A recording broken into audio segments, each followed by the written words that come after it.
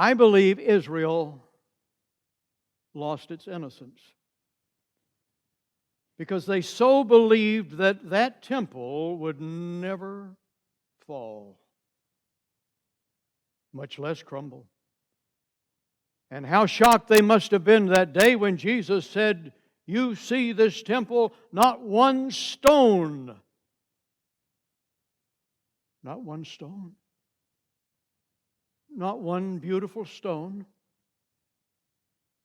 Gorgeous stones. Large. Filled with gold. Courtyards as far as the eye could see. Porticos. Covered walkways. Steps going, it seemed, into the heavens, but into rooms of the temple. Gorgeous patios. Gorgeous balconies. No! This temple will be here forever. Jesus wasn't even talking about the end of time. He was talking about AD 70. Of course, they thought he was talking about the end of time. You see, they believed in this end time thing even then. And so we do today. I believe it was that day on 9/11 when we lost our innocence as a nation. When we saw the towers come tumbling down, and not only could we not believe it, we could not believe how it happened. It just doesn't happen like that. Things don't occur like that. You know where you were, don't you? You remember where you were when you heard that. Just like you remember when you heard of the death of John F. Kennedy. But this seemed more personal, didn't it? This seemed, you know that a president could be shot, but the towers could never come down. It was something we couldn't imagine. We could never imagine. And I believe we lost our innocence. Individually, we lose our innocence too. Because there comes time in our lives when we say, I can't believe this. I'm given this diagnosis by the doctor, and this can't be true. This is not me. This is not who I am. Or people that see a home blown away by a hurricane or a tornado. And you've seen on the news, haven't you? The fires that seemed to me that was sweeping all over the state of California, and I thought there's not going to be any more California. And individuals suffering through it all, having said, yeah, it happens to other people. It'll never happen to me. And you and I know we have our own samadhis, don't we? We have our own times. We have our own individual times when we're astonished. When we can't conceive that what is happening could be happening.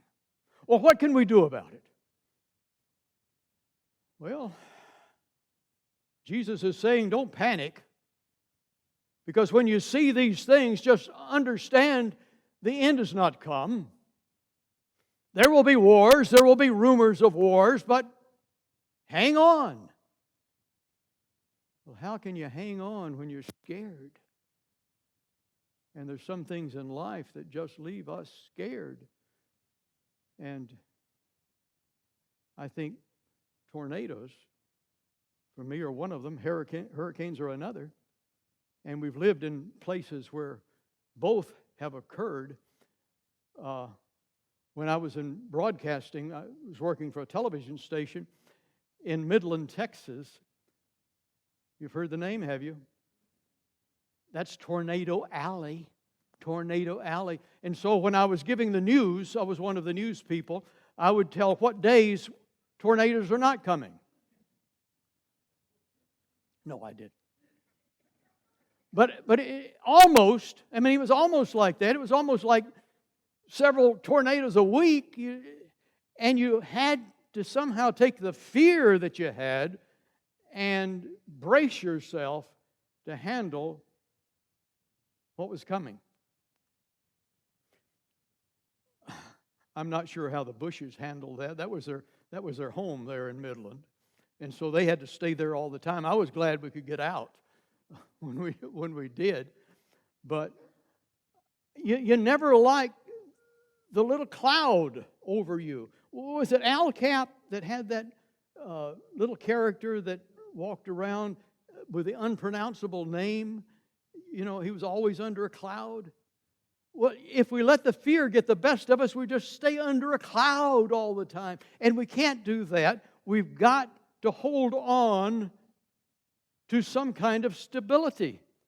We've got to handle the fear. You can't prevent the fear, but you can handle the fear. I was reading in the National Geographic about a photographer who in the Himalayas, he was climbing and he was on one of these ropes, ladder ropes, and he was filming, doing some pictures of a person that was tending a beehive.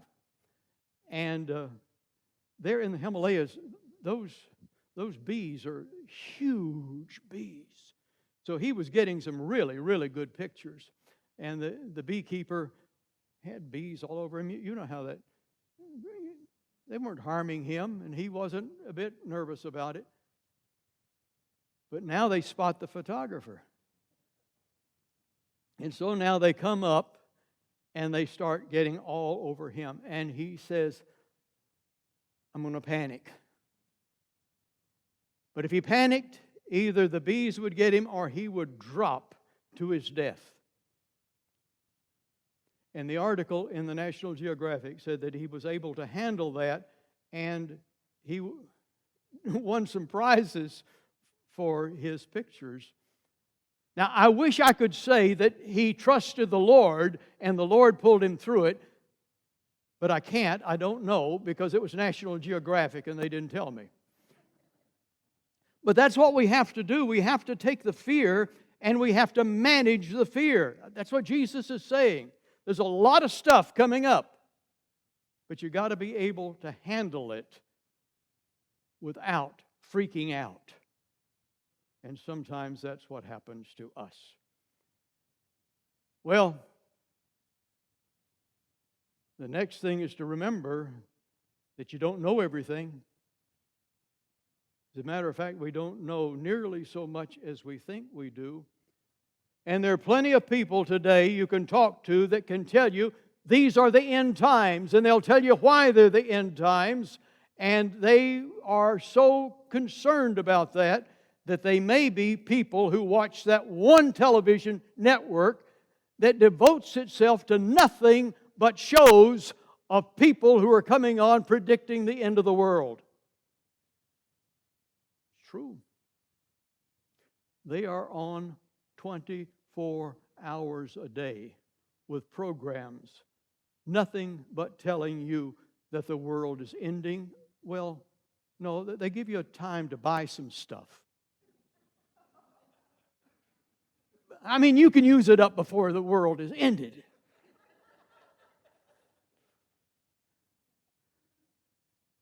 But be careful. We don't know. There's a little story that I really like about some mice. They're in the piano. That's their home. And they wonder, where does this beautiful music come from? But one of the mice says, I've got it. I understand now. I see it now. It's these wires, and it's the length of the wires, and there's something that comes down and hits on this. We've got it now. That is the secret. We now know where the music comes from.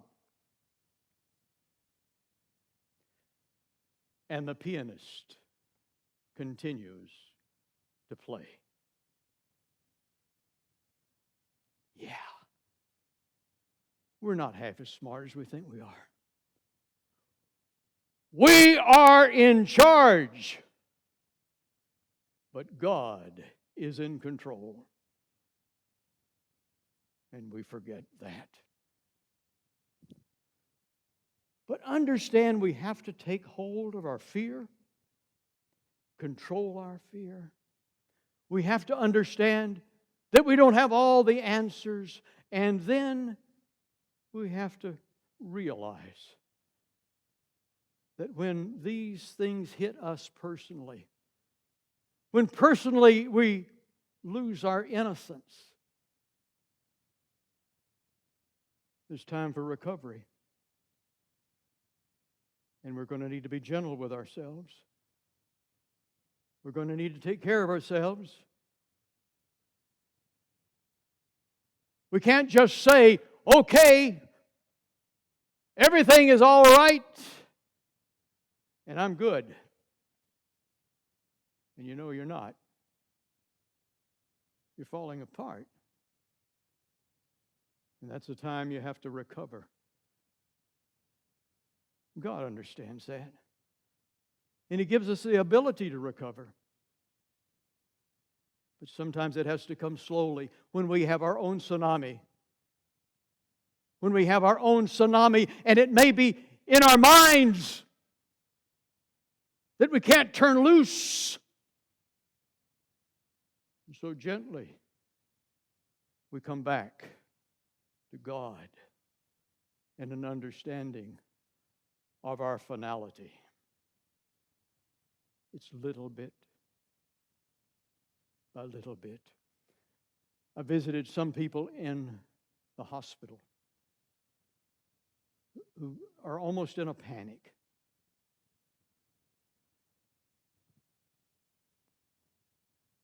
They put me in intensive care. Tell me the truth. Am I really in intensive care? Oh my gosh, the operation didn't work, did it? Well, that's usually people who are having their first operation, because if they've had more than one, they know that in every operation of any significance, you go into intensive care. Because the nurses, right after that moment, realize that your emotions and your body is very fragile. Needs to be taken care of. Needs to be nurtured. And so for that brief period that you're in intensive care, all of those nurses in the hospital are looking after you and being sure that you're coming back to normality. And you see, that also says something about what we need to do with each other. We need to understand that each person has that fragility and minister to them in their need. Because we all have our moments, don't we? And there comes a time in our life when we realize we're human. And why should that startle us? But it does, doesn't it? And we come slowly to understand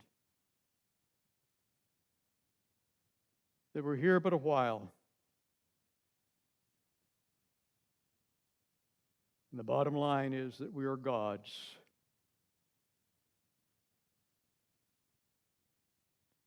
Chosen people. Choosing us because He loved us, and helping each of us nurture the other. when we come to those moments in life when we can't believe the reality of what is. But we can take those moments and we can use those moments.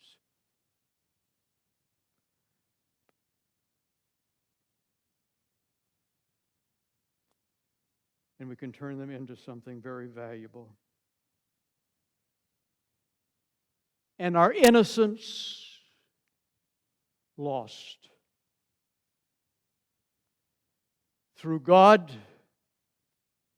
in Jesus Christ, and in others, will become our paradise found.